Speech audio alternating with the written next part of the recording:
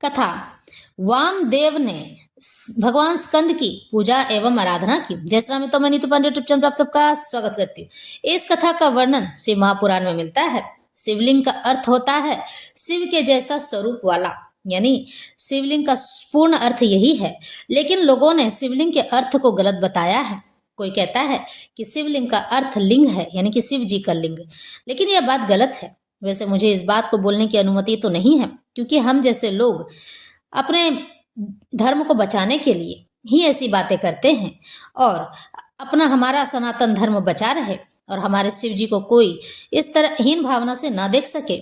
इसलिए मैं इस बात का अर्थ आपके सामने रखने जा रही हूँ। शिवलिंग का अर्थ शिव के स्वरूप जैसा होता है, न कि लिंग। लिंग का संस्कृत में अर्थ होता है स्वरूप, इसलिए शिवलिंग का अर्थ है शिव जी के स्वरूप वाला, और हिंदी में लिंग का अर्थ होता है पुरुष का लिंग। इसलिए दोनों अर्थों को आप पूर्ण रूप से जानें और समझें, तभी हमारे शिव जी की अवहेलना न किया करें, क्योंकि हमें बड़ा दुख होता है जब हमारे भोले बाबा की कोई इस प्रकार अवहेलना करता है। आज की युवा पीढ़ी को जानने की बहुत आवश्यकता है कि शिवलिंग का पूर्ण अर्थ शिव के स्वरूप जैसा होता है, न कि शिव जी का लिंग। जिन लोगों ने भी इन बातों को गलत बताया और कहा है, उन्हें आड़े हाथों लेना आवश्यक है, क्योंकि हमारे सनातन धर्म का प्रचार ये लोग गलत तरीके से करते हैं और यही कारण है कि हमारा सनातन धर्म पिछड़ता जा रहा है, जबकि हमारा सनातन धर्म सर्वश्रेष्ठ और सर्वोच्च पद का है। इसकी तुलना ब्रह्मांड में कोई शक्ति नहीं कर सकती है। स्वयं भगवान भी सनातन धर्म के प्रचार का अनुसरण करते हैं और कहते हैं कि सनातन धर्म से बड़ा कोई धर्म नहीं है, क्योंकि सनातन धर्म भगवान ने स्वयं ही रचित की है। भगवान कहते हैं कि जो इन नियमों का पालन करके जीवन यापन करता है वह मनुष्य सुखी रहता है, देव तुल्य होता है। इसलिए हमारे सनातन धर्म को बचा कर रखने की जरूरत हमारे युवा पीढ़ी को है, क्योंकि अगर यह धर्म बचा रहेगा तो हमारी युवा पीढ़ी गलत रास्ते पर नहीं चलेगी, वह गलत कार्य नहीं करेगी। लेकिन आज के बच्चे ही इस बात से अनभिज्ञ हैं कि किन बातों का अर्थ क्या होता है। संस्कृत को तो छूना भी नहीं चाहते हैं। पहले आप संस्कृत को स्पर्श कीजिए, उसे पढ़िए, जानिए कि संस्कृत का अर्थ और हिंदी का अर्थ दोनों के मायने अलग अलग कहे जाते हैं। दोनों में एक ही बात लिखी होती है, लेकिन अर्थ उसके भिन्न होते हैं। तो आज की कथा आरंभ करते हैं। स्कंद यानी कि भगवान कार्तिकेय। भगवान कार्तिकेय का नाम ही स्कंद है। भगवान कार्तिकेय अपनी 6 माता के साथ में पले बढ़े हैं, इसलिए उनके 6 सिर हैं, और बाकी उनका बड़ा होने तक में लालन पालन माता पार्वती ने किया था। सूत जी कहते हैं, मुनियों तुम्हारा कल्याण हो, तुम सब लोग सदा सुखी रहो। महाभाग महात्माओं, तुम भगवान शिव के भक्त तथा दृढ़ता पूर्वक व्रत का पालन करने वाले हो। यह निश्चित रूप से जानकर ही मैं तुम लोगों के समक्ष इस विषय का प्रसन्नता पूर्वक वर्णन करता हूँ। ध्यान देकर इस बात को सुनो। पहले के समय के रथंतर में कल्प में महामुनि वामदेव माता के गर्भ से बाहर निकलते ही शिव के तत्व के ज्ञाताओं में सर्वश्रेष्ठ माने जाने लगे। वे वेदों, आगमों, पुराणों तथा अन्य सब शास्त्रों के भी तात्विक अर्थ को जानने वाले थे, यानी कि सभी चीजों को जानते थे। देवता, असुर तथा मनुष्य आदि जीवों के जन्म कर्मों का उन्हें भली भांति ज्ञान था। उनका संपूर्ण अंग भस्म लगाने से उज्जवल प्रतीत होता था। उनके मस्तक पर जटाओं का समूह शोभा दिया करता था। वे किसी के आश्रित नहीं थे। उनके मन में किसी वस्तु की इच्छा नहीं थी। वे शीत, उष्ण आदि द्वंद्वों से परे तथा अहंकार शून्य थे।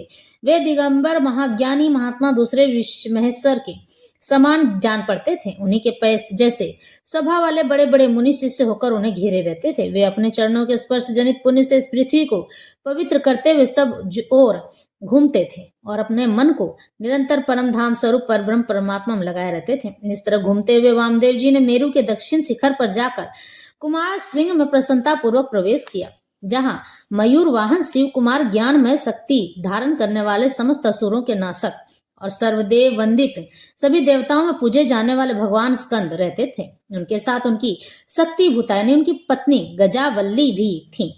वहीं स्कंदसर के नाम से प्रसिद्ध एक सरोवर था, यानी एक तालाब था, जो समुद्र के समान अगाध एवं विशाल दिखाई देता था। उसका जल ठंडा और स्वादिष्ट था। वह सरोवर स्वच्छ अगाध यानी कि साफ सुथरा पानी एवं बहुत जलराशि से भरा हुआ था। उसमें संपूर्ण आश्चर्यजनक गुण विद्यमान थे। वह जलाशय स्कंद स्वामी के समीप ही उनके पास ही महामुनि वामदेव ने शिष्यों के साथ उसमें स्नान करके शिखर पर बैठे हुए मुनि वृंद सेवित कुमार का दर्शन किया। वे उगते हुए सूर्य के समान तेजस्वी दिखाई देते थे। मोर उनका श्रेष्ठ वाहन था। उनके 4 भुजाएं थी। सभी अंगों से उदारता सूचित होती थी। मुकुट आदि उनकी शोभा बढ़ा रहे थे। रत्नभूत 2 शक्तियां उनकी उपासना करती थी। उन्होंने अपने 4 हाथों में क्रमशः शक्ति, कुक्कुट, वर और अभय धारण कर रखे थे। स्कंद का दर्शन और पूजन करके उन मुनीश्वर ने बड़ी भक्ति से उनका स्तवन आरंभ किया। वामदेव कहते हैं, जो प्रणव के वाच्यार्थ, प्रणवार्थ के प्रतिपादक, यानी कि जो बोलने वाले हैं, सुनने वाले हैं और उनकी प्रणवाक्षर रूप बीज से युक्त प्रण स्वरूप है, प्राणों के प्राण हैं, उन आप स्वामी कार्तिकेय को बारंबार नमस्कार है।